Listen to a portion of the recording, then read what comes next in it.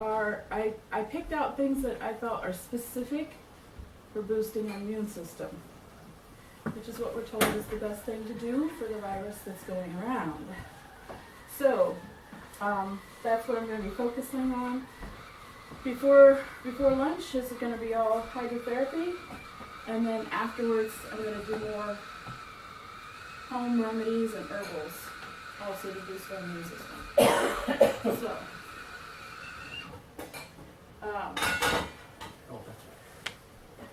So before we get started, could you lead us in prayer?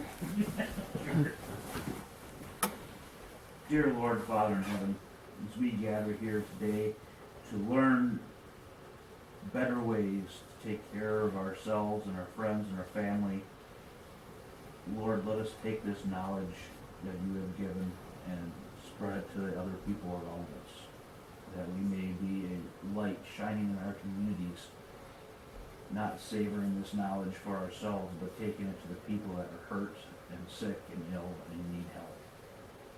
Let us be your missionaries. In your name we pray. Amen.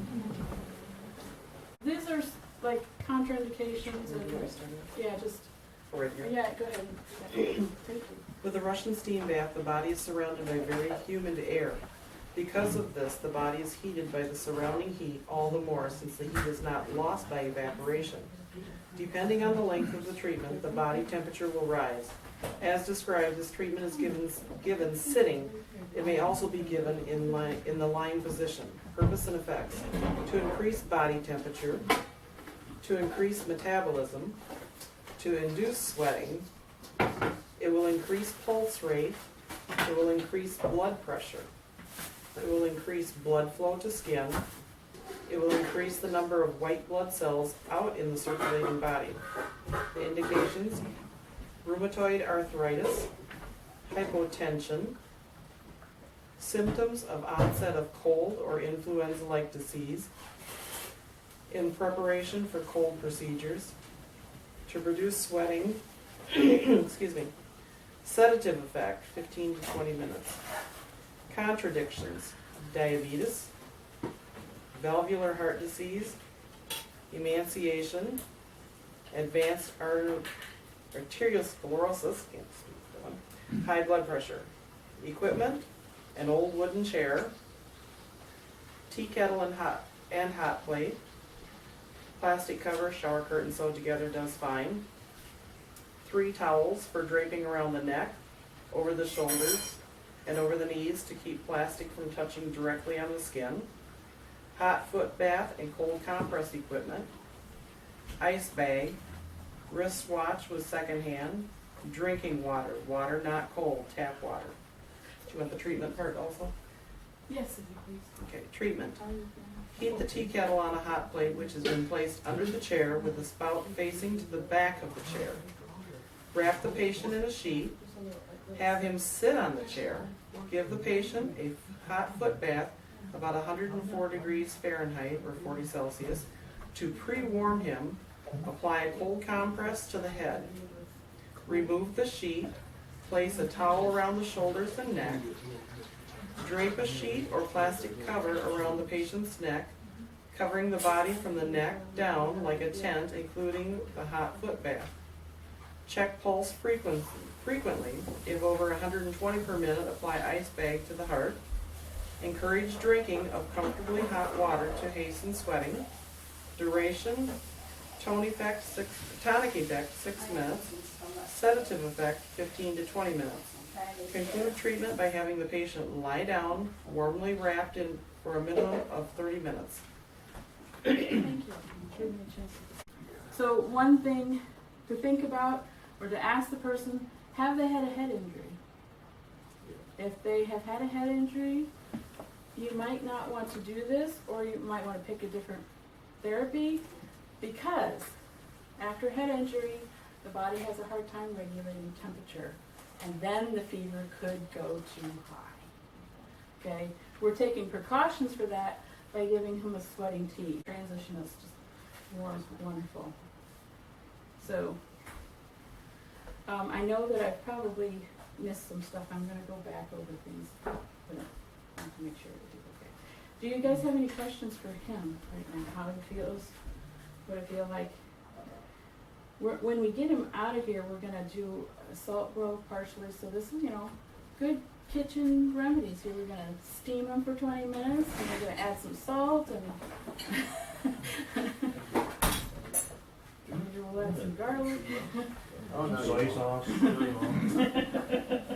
There's actually one of the cough syrups that I make that if you add rags to it, it's sweet and sour sauce. So that makes your white blood cells run all over faster. It does. It raises your white. Now, the best thing to do at the end of the procedure is to put the person to bed and let them sleep. Okay. And while they're sleeping, the white blood cell count will continue to rise. And so that's the best thing, it's we know the importance of rest once a week, but rest after something like this is is another place where the term of rest and taking a break fits in. Do you like bury them in blanket? Do you throw like a heavy blanket on them when they go to sleep then? You And let can. them sweat while they sleep, or Yeah, do you you just can, keep but a them lot of cold? times you don't have to. A lot of times we'll clean them up, put them in some, dry, socks and pajamas, put them to bed. Usually a couple hours later, sometimes they'll sleep all night, but a lot of times they'll get up and they're still sweating, they're covered in sweat, and have to take another shower and go back to bed. But the problem, like if somebody's been sick and you do this procedure is specific for lung and bronchial. It's good for a lot of other things as well. It's very good for detoxing. If you know anybody that's trying to quit smoking, be a friend. They'll get through those detoxes faster. I hear dripping. How does it feel in there? This is covered with Yeah, water. yeah. Or- Well, the steam. You can't tell if it's your sweat or the steam from underneath, but that's okay. Okay, so how are your feet? Do they need more heat or are they just fine? Feet are, I guess, fine. The temperature has dropped, but Yeah. maybe I feel like it's dropped. Maybe you feel like it's dropped. Because the temperature up here has come up Some more. more than.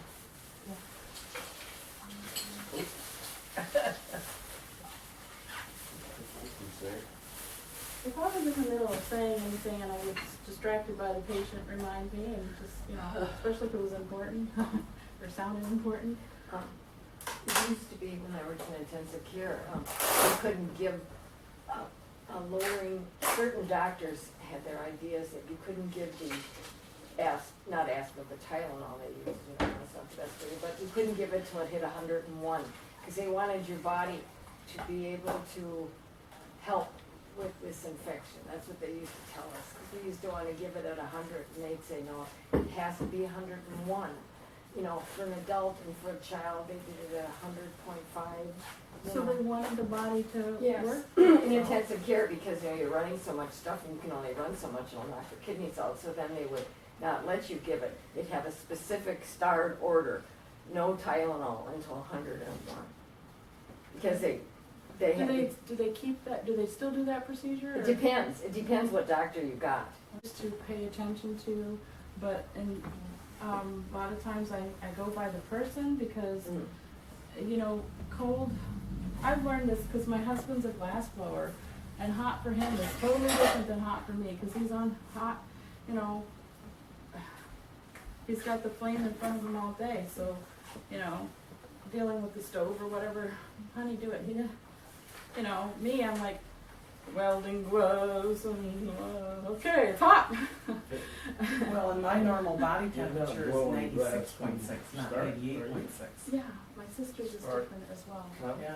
I think everybody should know theirs, because I don't think everybody's, Yeah, 'cause everybody it- assumes it's Yeah. the supposed quote Yeah, normal so you would have to 96. have, that would be something we would tell the person checking your temperature if you're Right. doing this. Now, a lot of people will have you can check their temperature if you feel the need. And maybe if the person can't tell their temperature, it would be a good thing to have, thermometer or some type of way to check the temperature in the water as well. Like like right now, my hands are cold. Tony needs to check. That's why you should always have a partner That way, the person's never left unattended. Like if he got faint or something and I'm off busy, you know, might fall out of the chair, might burn himself, whatever. You want to, but plus, it's a way to work together as a team and to be a blessing, you know, to or for your dad. So, how long have we? Does anybody know how long we've been in here? 40 minutes. Since you started. Because it was like at least 10 after before It you was got 10:18 when you started, Okay. or so half hour. So you should be good and done. He's yeah. Done. Now, It should be tender. they I've have, stuck me in the oven, yeah. I will say, when I lifted the tarp, I smelled this. You could smell tea. I could smell the tea coming through his pores. I did this one where this lady kept on saying, "Do you smell that?" And I was like, I was just quiet doing something else, whatever. And she's like, "Do you smell that?" And I was like, and the lady, she's like, "Is that me?" And I was like, "Yes, it's you." Because the toxins were leaving your body. And you know, there's another treatment that you can do. It's called the cold sheet treatment, where they wrap you in a sheet, and they can literally tell what toxins have come out of your body by looking at the color of the sheet after the procedure's done. The nicotine or the different colors that come off of it. So how long normally do you keep a person in? 20 minutes. It's usually around 30, 40. I had this one lady that liked to go a lot longer, and she had real low white blood cell count. And my daughter and I did this procedure on her, and she went back and told me that her white cell blood cell had doubled.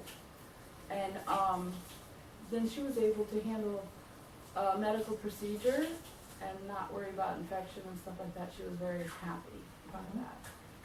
So half hour, 45 minutes. Yeah, and there again, it depends on the person. Some Right. people can only do maybe 10, 15 minutes, you know, and you look like you're done. You're not going to say that you're done. You're gonna say that you're done. Yeah. I'm done, I guess. Yeah, He he's done. volunteered 20 minutes when you were saying 30. No, he told me he'd rather, he chickened out of the iced t-shirt, okay, so he wanted the hot one, so he wanted to do this. But, She said 20 minutes in the heat. yeah, Oh, so, I go ahead and actually redo the one on his neck, but you're gonna have to sit here a little bit longer. But we're gonna turn off the water under you, Yes. okay. Is it turned off? No, So when they're done with this procedure, you need to cleanse the pores and close the pores. Because if you don't close the pores, they can get chilled. As a matter of fact, right now, the air is more of a problem to chill him than the water, okay? So, but I need to show you guys the procedure, and unfortunately, for class sake, I'm just gonna show on his leg one of the procedures, on the other leg another procedure, and then he'll get to go and get in the shower. So, I need this light. So we want to make sure that the pores are closed. And so one of the things that we'll do is just one of your towels. A little bit more. This is a preference. It's also a use what you got. If you don't have one, do the other. It's also if there's a contraindication, I will tell on myself. I did a boo-boo. I did this procedure on my daughter as a example. She was willing to be my guinea pig and demonstrate for her class. And I was finishing up with the salt glow, which is what we're gonna do. I started on her leg and I completely forgot she had walked through a briar patch the day before, and she had little tiny cuts all over her leg, but I couldn't see them. The sweating had made it so, you know, it wasn't bleeding anymore, and I started up and she's like, ah, and I was like, okay, we'll do the other one. So that's a type of contraindication you might not think about, but it's a reason not to do that procedure. So we're gonna, And so the salt closes the pores, is that? salt will cleanse, it will draw toxins out, it will clean off the skin, and it will help close the pores. In the Bible, there's references for them salting their children, for their infants. Can you give me some more tea? And also, I think it's for a health thing. I can't remember the verse. So we're gonna get just one leg up. Can you go ahead? That leg is swollen because I got This is where his Leg surgery in. is. So being broken. with the one is just, this is cold, they call it mitten friction. I'm just gonna take a washcloth and wrap it around. Have you guys done this procedure before? Hey. So what you do is just, I need another cloth, but I don't have that one.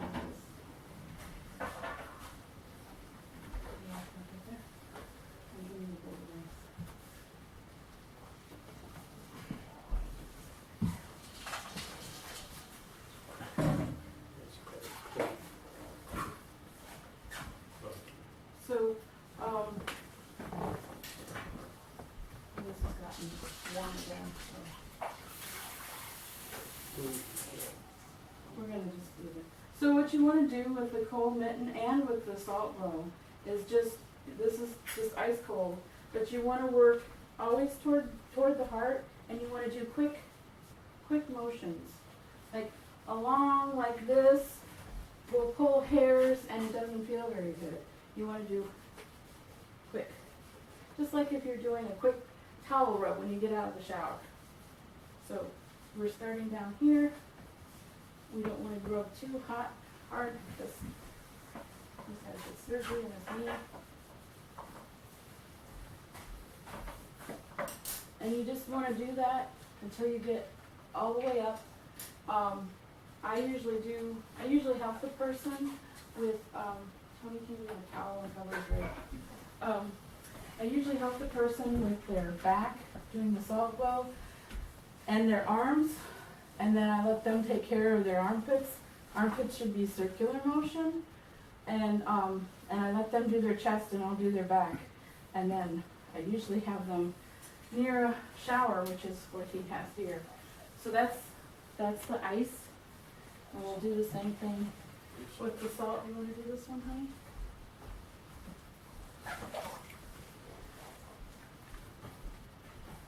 So now the salt, to do the salt, you have to have your hands a little bit wet.